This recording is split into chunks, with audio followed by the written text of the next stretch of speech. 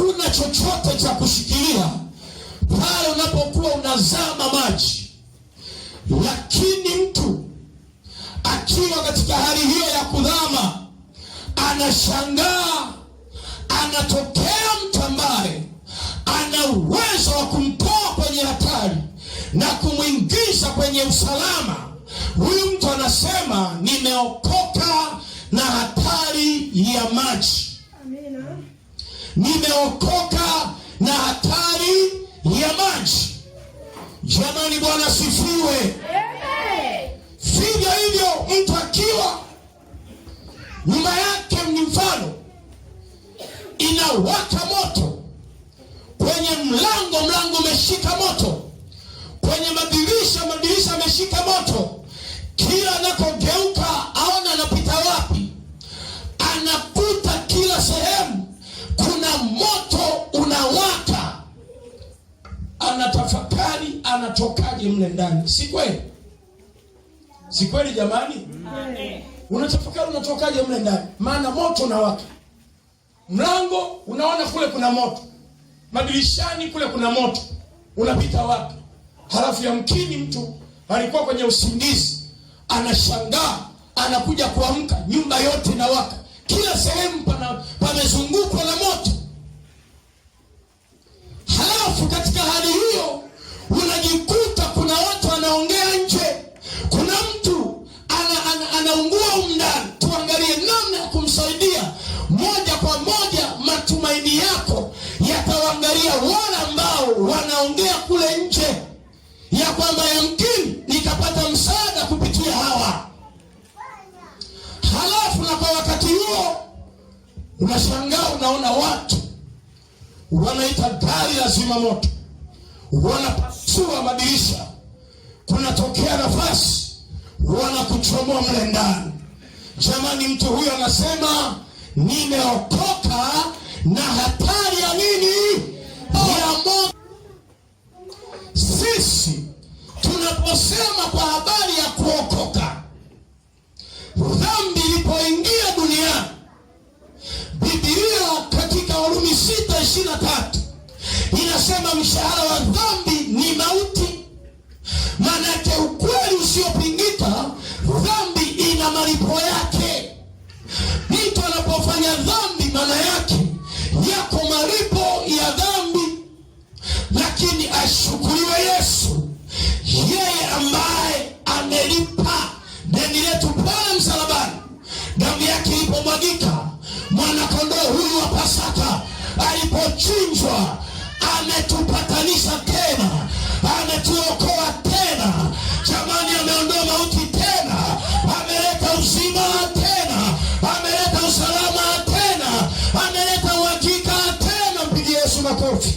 Yesu peke yake ameuleta uzima wetu kupitia kifo chake pale msalabani. Bila ya kifo cha Yesu msalabani, sijui ingekuwaje, sijui tungekuwa wapi. Lakini ashukuriwe Yesu wa mbinguni, yeye akasema, lazima nitawakomboa wanangu waliokamatwa na hali ya umauti, waliotenganishwa na mbingu, waliotenganishwa na Baba. Yesu akaja akakubali kubeba gharama ili afe kwa ajili yetu. Haleluya! Jamani, Yesu amekufa kwa ajili yako. Jamani, Yesu amekufa kwa ajili yangu. Nasema Yesu amekufa kwa ajili yako. Piga makofi na vigelegele kwa ajili ya Yesu. Maisha baada ya kuokoka. Kwa hiyo tunapoangalia maisha ya kutolewa kwenye hatari na kuingizwa kwenye uzima, lazima unifuatilie. Amen. Kuna maisha baada ya kuokoka, lakini vile vile kuna maisha kabla ya kuokoka. Kabla na baada, na maanisha kipindi ambacho ulikuwa hujamjua Yesu kama Bwana na Mwokozi wa maisha yako. Kuna maisha uliishi, kuna njia uliziendea, lakini tunapookoka kuna maisha tunatakiwa kuyaishi kama wateule. Mwambie mwenzako, Unapookoka kuja hapa, kuna maisha unatakiwa kuyaishi. Ongeza sauti yako, ongeza sauti, ongeza sauti. Unapomwamini Yesu, yeye aliyeteswa, yeye aliyesulubiwa, kuna maisha unatakiwa. Kwa hiyo tunaangalia maisha kabla ya kuokoka, maisha kabla ya kuokoka, maisha kabla ya kuokoka.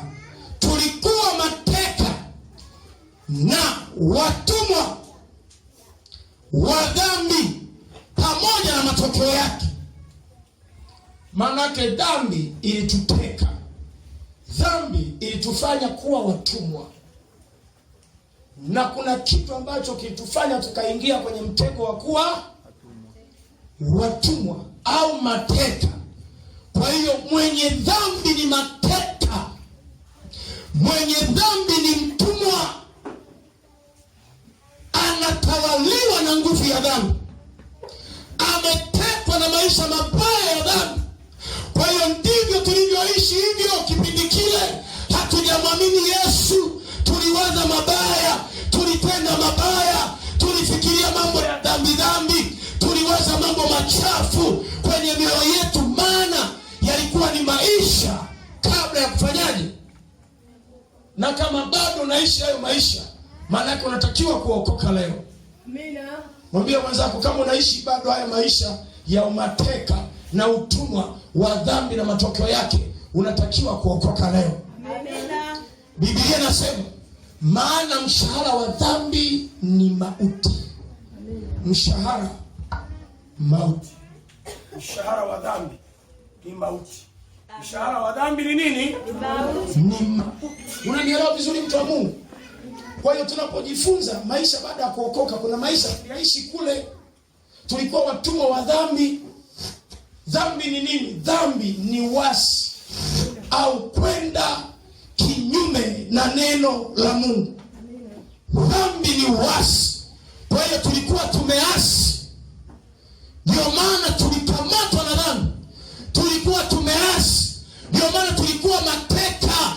Mtu anatamani aache pombe lakini anashindwa. Mtu anatamani aache kulewa au kuzini au kuiba, anashindwa, maana sio yeye, ni mateka wa dhambi. Amekamatwa na nguvu ya dhambi, amekuwa under there, yani yuko chini ya mamlaka ya dhambi na mtawala. Tunaelewana vizuri? Hawezi kutoka, hawezi kuchomoka mpaka Yesu mwenyewe anaitwa Mwokozi. Haleluya! Alikuja kututoa kule. Wakolosai 1:13 inasema, naye alituokoa akatutoa katika nguvu za giza, akatuingiza katika ufalme wa mwana wa pendo lake. Haleluya! Tumeingizwa katika ufalme